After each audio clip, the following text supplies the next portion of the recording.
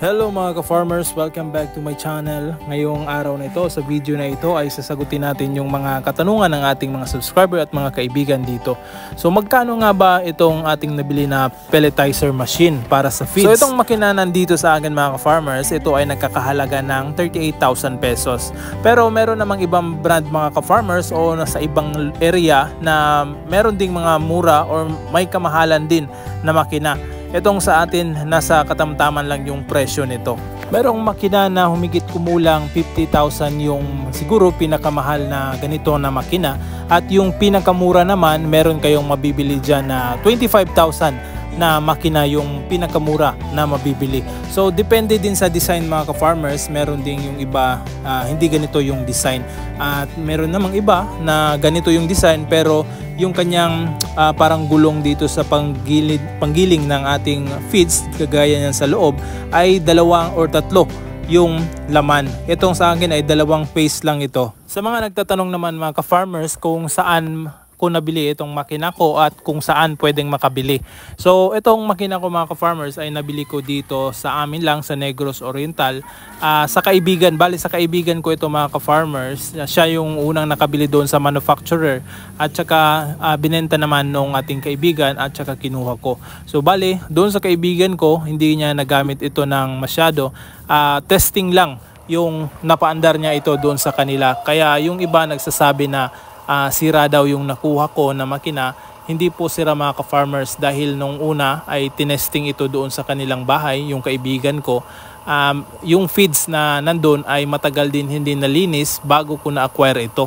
So kaya nung gumamit tayo nito na makikita nyo hindi nag-produce ng pellets kasi bumara yung mga pellet feeds na mga old stock na feeds na nandun sa loob.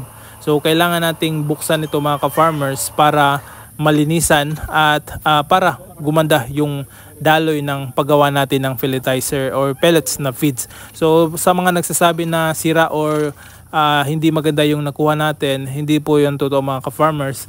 Ito ay napakaganda, solid talaga yung pagkagawa ng makinaryang ito. So pang heavy duty talaga. Kung para sa akin mga ka-farmers, heavy duty talaga itong makina na ito. So maganda din ito sa ating backyard dahil pwede tayo makapag-produce ng feeds na sarili nating mixture at kung ano yung gusto nating i-mix sa patuka ng ating mga alagang manok. Ayos din ito mga ka-farmers na nabuksan natin yung makina dahil meron na tayong knowledge sa pag-open nitong makina na ito in case na bumara at saka maglinis tayo. So meron na tayong idea. So hindi na tayo mahihirapan sa susunod na gagawa tayo ng mixture ng ating sariling feeds. So ito naman ay maganda naman yung naging resulta. Ito yung naging resulta niya.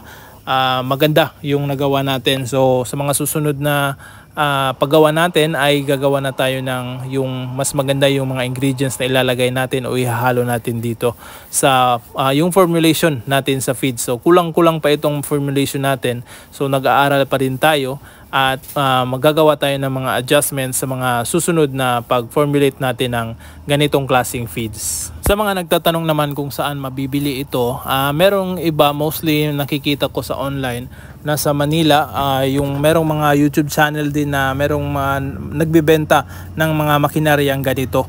So mas mabuti kung or mas okay kapag nandun sa inyong area or malapit sa inyo para hindi na mahirapan pag-transfer or pag-transport ng ganitong makina in case na bibili kayo.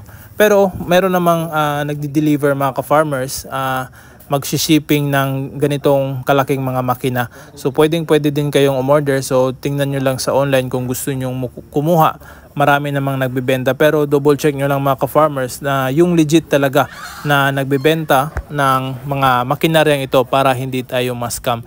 Dahil hindi biro ang kumuha nito dahil medyo may kalakihan yung budget na kinakailangan natin or malaking pera ang nakalaan dito, especially yung mga malalaking makina yung kukunin nyo. So advice ko lang mga ka-farmers, busisiin nyo mabuti before kayo kumuha ng ganitong makina sa online. Alright. So mga ingredients din natin mga ka-farmers, ito ay for testing only lamang. Maraming nagsasabi na merong kulang. So yung mga sinasabi nyo mga ka-farmers ay tinitake down notes ko naman. At saka yun na nga, medyo kulang tayo dito sa molasses.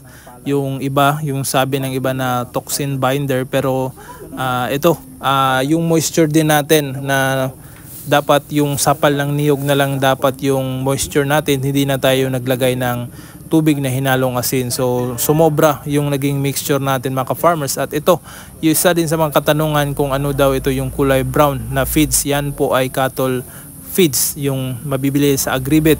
So marami ding nagko-comment kung saan yun mabibili. So mostly sa Agribit lang talaga, at merong area na sa cattle concentrate ay walang nagbebenta. So ito naman, yung mga dahon natin na Madre de Agua, isa din yan sa mga moisture natin sa ating mixture. So sapal ng niyog natin mga ka-farmers, hindi tayo masyadong nakakuha ng maraming sapal ng niyog sa ngayon. So plano ko lang bumili ulit ng mga sapal ng niyog sa syudad doon sa Dumaguete. So yung iba namang ingredients natin ay nandito lang, so ayos lang din ito. Ito yung feeds natin noon mga ka-farmers na nagiling natin or na pelletizer natin noong isang araw.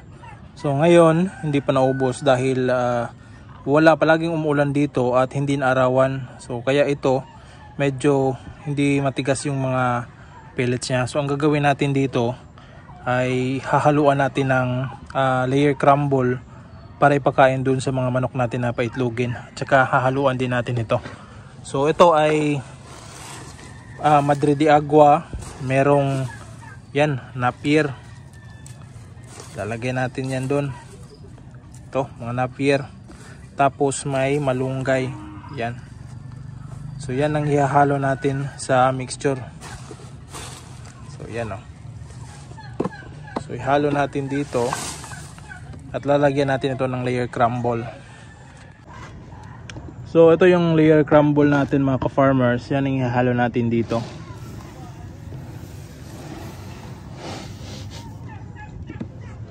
So imimix natin ito, hahaluin natin yan, tapos ilalagay natin dito sa pelletizer.